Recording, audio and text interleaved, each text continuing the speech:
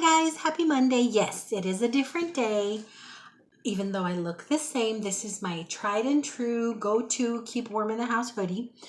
And it is cold enough here to have the heat on, but the upstairs gets super duper hot when the downstairs is comfortable. So I tend to keep the downstairs a little cool so the upstairs is tolerable.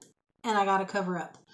And I realized I'm going to look exactly the same as I did in the video I put up yesterday. But now y'all know. I have bathed. I have washed my booty. I am clean. Okay. I know a twofer, right? Like, y'all sick of me yet? I had to come on. I have a lot of pent up nervous energy. I'm not sure what it is. I mean, I know what it is. I don't know how much detail I can get into because little pitchers have big ears and little dude is upstairs. And I never like to speak ill of his padre. But you guys know he was with his dad for a couple days over the Thanksgiving holiday. And if you all have been with me a while, you know his dad isn't the most reliable when it comes to his caloric intake and his medications and stuff like that. He has improved, but he's still who he is. And this week, on top of not keeping too good a tab on the medications or his calorie intake, which I found out at drop off yesterday. Come to find out, little dude wasn't going to sleep until 3, 4, 5 in the morning.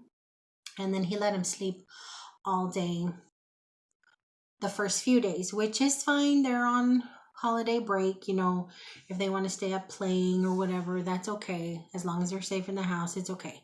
But when I found out that, because little dude calls me every time, little dude calls me before he goes to bed. He has to talk to me before he goes to bed.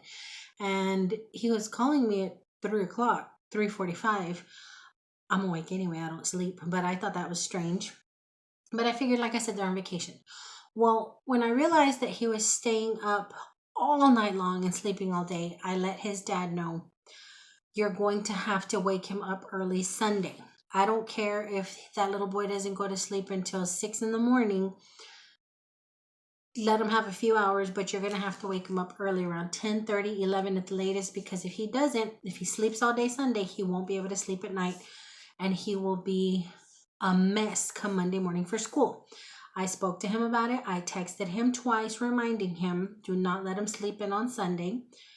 Even if he hasn't really slept, that will just make him nice and sleepy for Sunday night. Well, what does he do? He brings him home and tells me that they were awake. He and his little brother were awake and didn't fall asleep until Sunday at 10 a.m. They were up all night long, having slept all day the day before. So they didn't fall asleep until 10. And he let him sleep until 5:30. He brought him home at 8. He'd only been awake a few hours. Yesterday at 3 in the morning, as I'm checking on him, he is awake, wide-eyed, looking at the ceiling.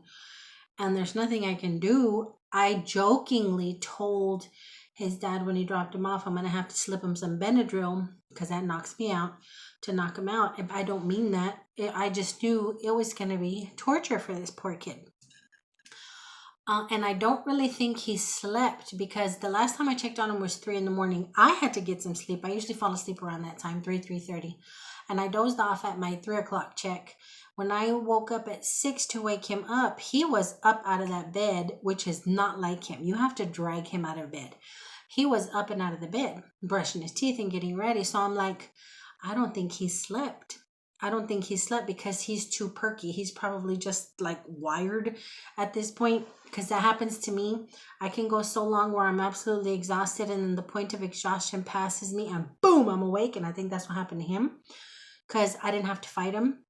I didn't have to remind him to brush his teeth. I didn't have to remind him to do anything. He was on it. I'm like, this child ain't slept.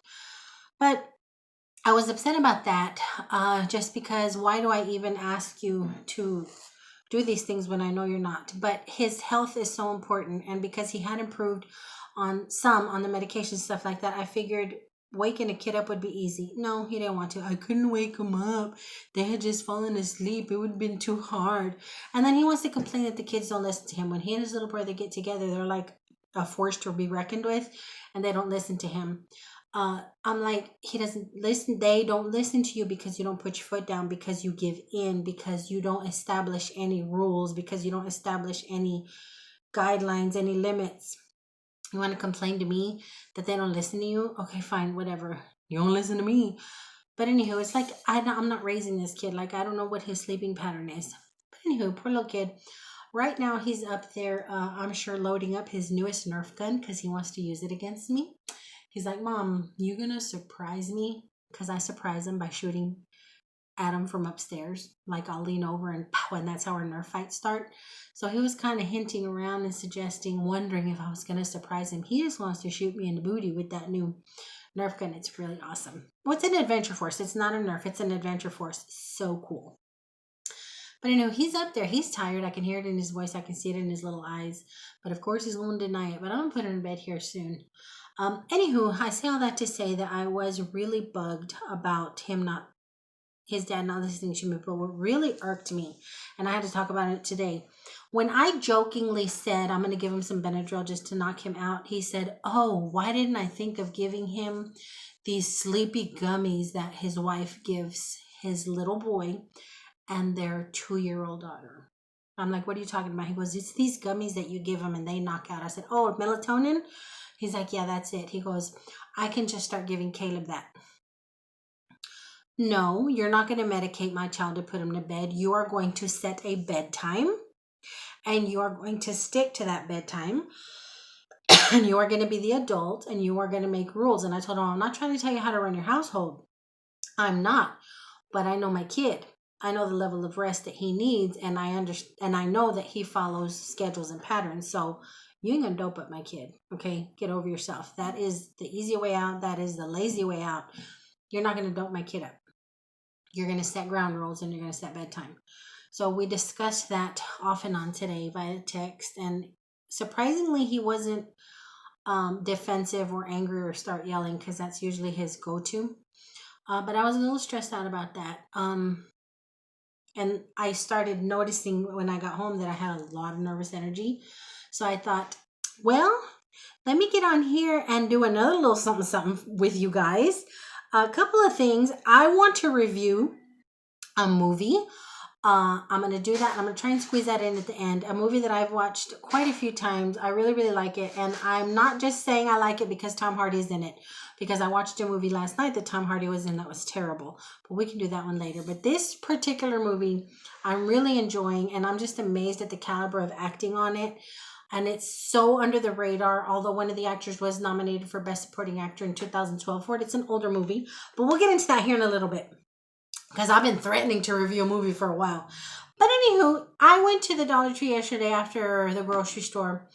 And just because, honestly, just because. And I picked up a few things, so let me stop rambling. Dude, I picked up more books. I picked up The Neighbor. And this book is about a couple who moves into a new subdivision. And the husband is working off-site at his company, so he leaves the wife alone a whole lot, and she thinks she's going to make friends with these new neighbors, but her new neighbors are kind of standoffish, kind of like whatever, don't really want to mess with her too much. So she's lonely and bored, and she becomes fascinated with the couple next door to her, their lavish lifestyle, their fancy house, their fancy clothes, their fancy car. She just becomes obsessed with them to the point where she starts sneaking into their house. Okay, she starts sneaking into their house, taking little trinkets, taking little things, going through diaries, just being a nosy butt. And while she's doing all that, she finds out while she's reading the neighbor's diary, it contains clues to a hidden turmoil Leah, that's the neighbor, never guessed at, and a connection to a local college girl who's disappeared. So she's digging where she ain't supposed to be digging, and they always tell you, don't be digging around nowhere, because you're going to find out some stuff you don't want to find out. And that's what happens. So in her nosy, weird, stalking rendezvous, she finds out something about some missing kid in the neighborhood. That sounded really interesting. This one is called Otherhood. This one sounds hilarious. It sounds like the book version of Failure to Launch with Matthew McConaughey. I know it's Matthew McConaughey, but I say Matthew McConaughey. Jillian, Helen, and Carol have known each other since their respective sons were babies. These days, their sons are a bunch of 30-something slackers. They have no wives and no children, never call, and seem unlikely to outgrow their post-adolescent lifestyles anytime soon. After yet another fruitless Mother's Day, Carol has an outlandish but irresistible idea. Each woman will drop in on her son for an unexpected visit and stay till she's found out what's really keeping him from responsible adult life. Together and with mixed success, the mothers set out to whip their sons into shape. And it just sounded like Failure to Launch to me. Was selling at Target, I don't know when, but a buck there. Was selling at Target for $17, so got it for a buck. And then David Mamet, Chicago, a novel. This is about a reporter for the Chicago Tribune who has gotten to know the underbelly of the Chicago metropolis like few others. Perhaps he should have known better when he fell for Annie Walsh, whose family was on preferred terms with those who preferred the back alley. Then again, maybe the man who killed Annie Walsh should have known better than to trifle with Mike Hodge. So this reporter gets involved with a gangster chick, and the gangster chick gets murdered. And it's all about the mob and him trying to find redemption for his girlfriend and all. They say that the person who wrote this book, Chicago is the first novel in more than 2 decades for David Mamet, the Oscar-nominated screenwriter of The Untouchables and Wag the Dog, and Pulitzer Prize-winning playwright of Glengarry Glen Ross. All I saw was Chicago and saw a gangster, a black and white picture, an old car. That's all I needed to know. Okay, it's my thing. So I bought that. 3 more books, and I'm still reading the How Not to Give a F book. Hilarious. I should have already finished it by now, but I put it down and got busy with other things. But Mexican Coke, so delicious. But yeah, I gotta finish that book. And then I still have a little plethora of the other books that I found not too long ago. And now these, I need to stay out of the book section at Dollar Tree. I really, really do. My sister's even worse than me. We are some hardcore readers up in this family. My mom too. My brother too. Michael used to be. Oh my goodness. Yeah, we are. Little dude's the only one that really don't like it. I got an over-the-door hook because the one I had for my patio Christmas wreath got really gross and rusty and left a rust spot on the door. My patio door is a metal door, looks wood, but it's metal. And it was gross, so I got rid of it. And I need it because I'm going to start decorating here very, very soon for Christmas. I found this Crafter's Square Glue and Residue Eraser. And the reason I bought this was because y'all remember this rolling pin I found at the bins? You guys, I cannot get this last piece of sticker off. And then they had another sticker on here that has a sticky gummy residue. I've tried Brillo. I've tried all kinds of stuff and it's not coming off. It just gets, it's come off a lot, but it's still there. So I thought maybe that'll work. It is a glue and residue eraser. It's in their craft section. Dollar Tree's craft section is like a mini Michael's, guys. They ain't playing with their craft supplies now. I don't know about y'all's Dollar Tree because our Dollar Tree just started getting a little schmancy with it. But yeah, okay. I see you, Dollar Tree. Okay. And then I found these. I was looking for some replacement black ones for little dude's bed. And I couldn't find any. But I found these and supposedly they say Sweet Dreams. I got 2 of them. I don't know if I'm going to use them in his room or if I'm going to put them in my room. I don't know if I'm going to use them just as spare. But let's see what they look like. My hands are so stinking dry and chapped, you guys. I'm going to snag the heck out of these little pillowcases. Jeez. Look. Y'all hear that? Y'all hear how rough my hands are? Aren't these pretty? Can y'all see? Sweet Dreams with little Z's. How sweet is that? Hope there's no soup spillage on my table. I had the last leftover of my seafood soup I made on Saturday. I hope I cleaned up enough. But yeah, I got 2 of those. Really cute. I can't wait to try them out on the pillow. You guys, I'm so thirsty. I swear, the more I talk, the thirstier I get. I didn't steam the creases out of them, and I didn't have white pillows so you can see the blue stripes underneath, but I think they're so cute.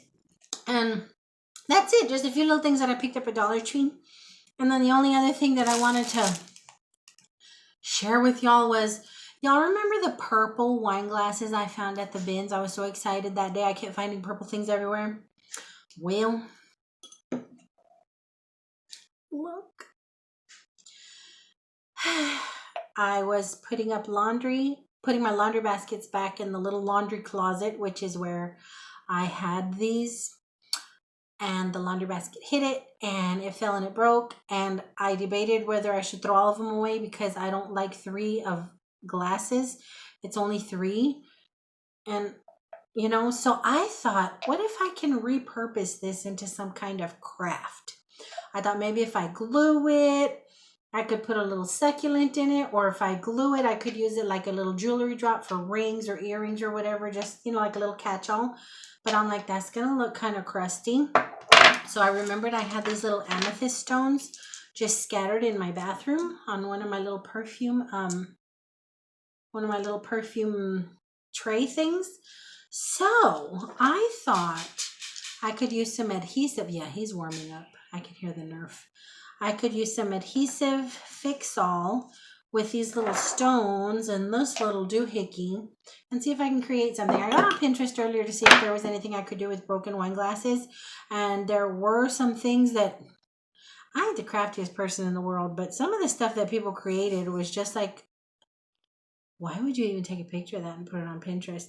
Like, very bizarre. But I did get an idea from Pinterest to cover the broken piece with really pretty stones.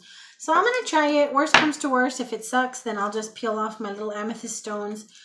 I thought about using hot glue, so removal of the stones would be easier if it's ugly. But I don't feel like digging out my hot glue gun. So I'm going to use this stuff, and this stuff don't play. This fix-all adhesive from Dollar Tree, you can also get it at the 99-cent only. This stuff will seal for a long, long time. But anywho, thought I would get a little crafty here, and I'll show you guys what I come up with in the end. But right now, I'm going to go upstairs, and I'm going to pull my Tom Hardy movie, and we're going to do a review in case you all are interested. So hold on. So I took this little eraser to the stickers that were the residue and the sticker that was left on my little rolling pin, and it worked. The magic to it is because it's rubber, as you rub on it, it gets really hot. The glue and the label and everything got really hot, and then I guess it just melts off, but I still have a little bit left to go, you can see. But the one up here, the residue that had been up here past washings and Brillo pad, is smooth, but I still have a little bit left there that I'm gonna get off. But it works. I mean, for those of you crafty people that didn't know this is out there, for those of you crafty people that use them all the time, well, they're not new to you, but it's a nice little thing to have. Okay, guys, let's talk movies, okay? We are going to talk about Warrior today. Now, this movie is from 2011, and admittedly, I have seen this movie at video stores forever and ever. Movie trading company, at Walmart, at Target, and I've never really paid much attention to it. I didn't recognize the actors. Just by looking at it, I thought it was going to be like a Rocky wannabe, a couple of buff dudes. It seemed like it would be too macho a movie for me, even though I am a Rocky fan. I just wasn't moved by it. But every few years or so, I would pick it up and read more and more. And it did get awesome reviews. You know how they'll put reviews on the box. But honestly, this particular review from comingsoon.net that reads as powerful and unforgettable as Rocky just kind of ruined it for me. Because if you know me at all, you know I am a devout Rocky fan. Don't nothing touch Rocky. And they were trying to compare this to it.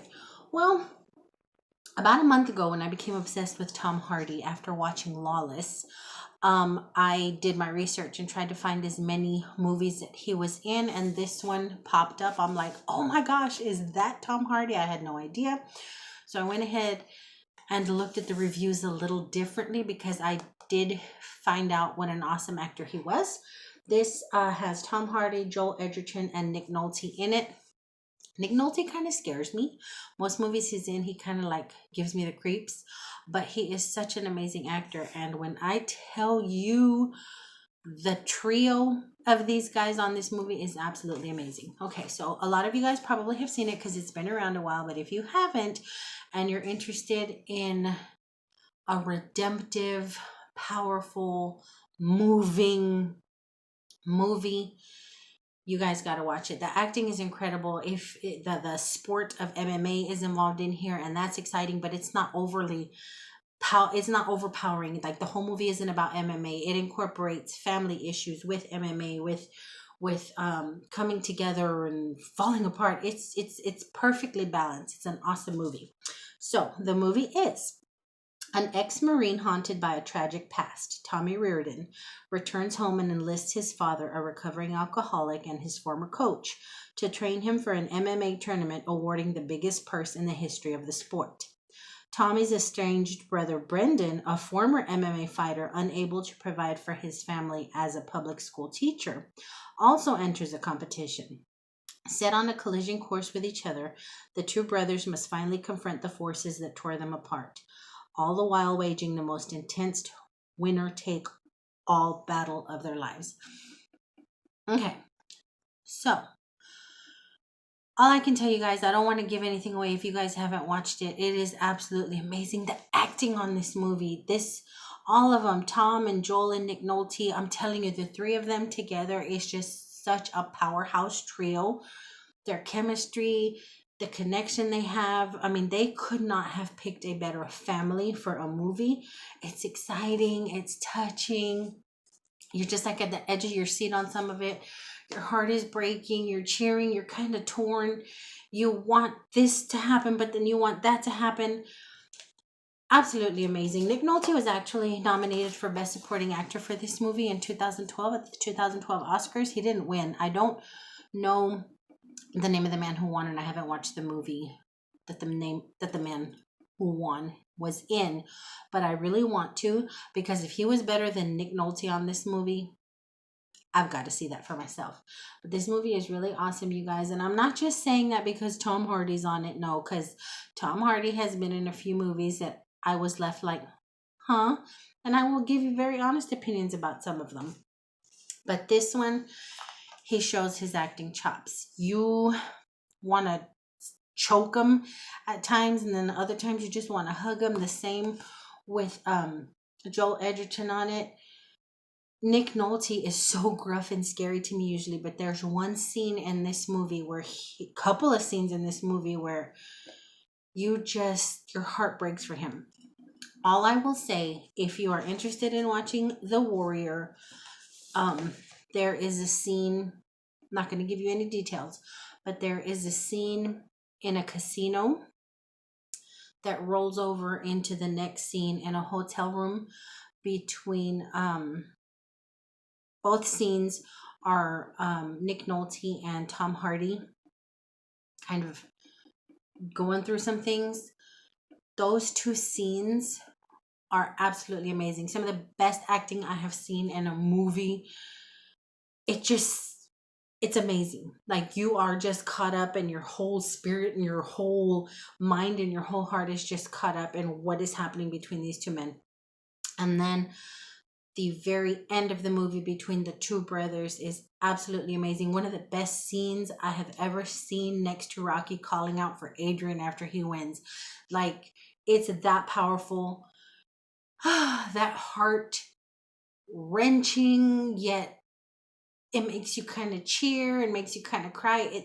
You guys, if y'all like MMA, if y'all like families of stories of families, if y'all like to have a good emotional wow during a movie, watch Warrior, guys. If you guys have watched it, without giving anything away, let me know what y'all thought in the comments. Did y'all like it? Was it too dude-ish? Was it too man-ish?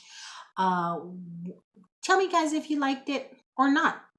If you're new to it and y'all choose to watch it, tell me if y'all liked it. But no spoilers, okay, guys? Don't spoil it for anybody else who hasn't watched it. Now, I've watched this 3 times, and every time my heart breaks at the same time, my spirit lifts at the same time. But I notice little nuances, little things going on between the actors every time.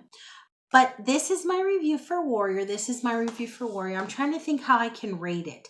On a scale of 1 to 4 popcorn boxes, I would give this a 4 popcorn box with extra butter. Like, it's really, really good. It's a really, really good movie. If you guys watch it, I hope you all enjoy it. Share with me whatever y'all do. But I think that's all I'm going to do for this video. I wanted to finish off this little craft project that I'm doing with this broken wine glass, but it ain't working. I probably should have used hot glue. It would have been dry by now. I kind of put it together. I'm hoping that it'll be dry by morning, and then I can add my little stones and see if I have anything Pinterest worthy. I doubt it. For what I have going on in my head, like I've told you guys before, the crafts in my head are prettier than the stuff that I actually put together. But anywho, thank you guys for watching. I hope you all have an awesome rest of your week. Little dude crashed out like I knew he would. Out like a light. I'm going to eat my last guancha. It's pan de dulce, a little sweet bread. I'm going to have that before I go to bed. I'm going to have that with a glass of milk because I'm an old lady like that. But I hope you guys are having an awesome week. I hope you guys have an awesome week. And until my next go around, I love y'all bunches. Bye.